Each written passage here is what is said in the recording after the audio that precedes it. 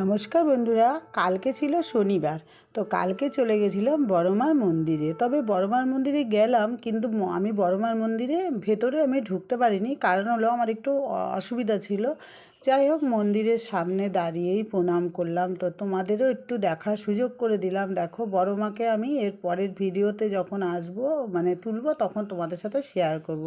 তো ধর্ম হোক যার যার, বড়মা সবার। তো বড়মার মন্দির থেকে সোজা চলে এসেছিলাম গঙ্গার ঘাটে। তো গঙ্গার ঘাটে আমি অনেক দিন আসিনি, এইবার এসে দেখছি কত পরিবর্তন হয়েছে। তোমরাই দেখো, এটা হলো এখন বড়মার ঘাট নাম হয়েছে। আগে এমনি গঙ্গার ঘাট ছিল, এখন বড়মার ঘাট। এবার দেখো, এখানে লঞ্চ ঘাট আছে। আর এইখান দিয়ে যে বড়মার যে সবাই যে কাপড় বাঁধে না, সেইগুলো এইখানে করে দিয়েছে, এখন পুরো পাল্টে দিয়েছে। তো গঙ্গার ঘাটে গিয়ে এখন ভাটা নেই, জোয়ার নেই, ভাটাই ছিল। তো গিয়ে গঙ্গার জল মাথায় দিয়ে পুরো চারপাশটা দেখে বাড়ি চলে আসলাম। পরে তোমাদের সাথে আর একটা ভিডিও নিয়ে আসবো বড়মার।